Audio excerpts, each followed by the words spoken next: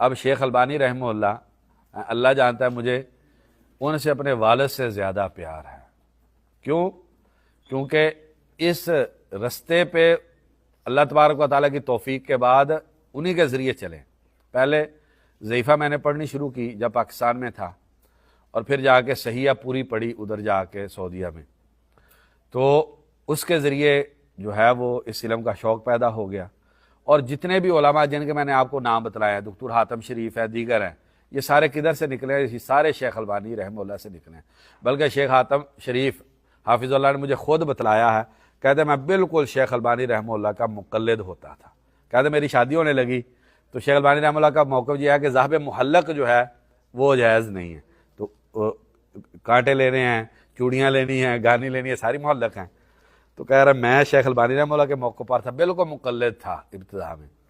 تو میں کہہ رہا تھا نہیں، لیکن کوئی سمجھ نہیں آ رہا بیوی کے لیے زیور کیا لو۔ کہتے میں نے لے لیا، مجھے یہی تھا کہ میں نے گناہ کیا ہے۔ تو اس لیے یہ جتنے سارے علماء جو شیخ البانی رحمہ اللہ پر نقد کر رہے ہیں، یہ کدھر سے نکلے ہیں؟ یہ شیخ البانی رحمہ اللہ سے نکلے ہیں۔ ٹھیک ہے، اصل بنیاد وہی ہے۔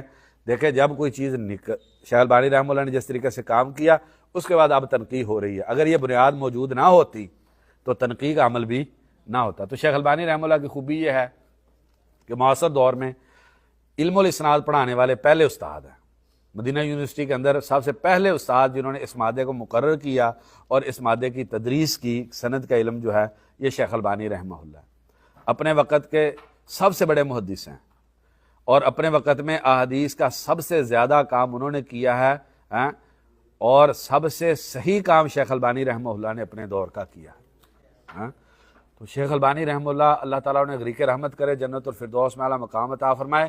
اللہ تبارک تعالیٰ نے ان کے ذریعے امت پہ بہت بڑا احسان کیا۔ تو ہم جو ہے اس 2-3 منٹ کی مجلس کے اندر ان کا مقام بیان نہیں کر سکتے، وقت ختم ہو رہا ہے۔ شیخ البانی رحمہ اللہ کا اس امت پہ اتنا بڑا احسان ہے، آپ سمجھ نہیں سکتے۔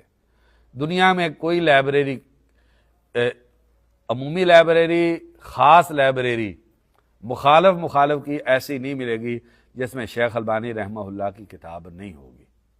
اور شیخ البانی رحمہ اللہ نے امت کو مجبور کر دیا صحت و ذوف کا کرنے۔ ہمیں وہ دور یاد ہے، تو جب شیخ البانی رحمہ اللہ، جب میں پڑھنے گیا اس وقت شیخ البانی رحمہ اللہ حیات تھے جب ہم نے پڑھائی شروع کی ہے، تو اس وقت اساتذہ جب پڑھاتے تھے تو شیخ البانی کی کتابیں آ گئی تھی پاکستان میں، تو طالب علم آگے سے کہتے استاد جی شیخ البانی نے اس روایت کو ضعیف کہا، تو اساتذہ بڑا سخت بولتے تھے، کیونکہ ان کے لیے مسائل پیدا ہو گئے تھے۔ لیکن حق اپنا رستہ بناتا ہے۔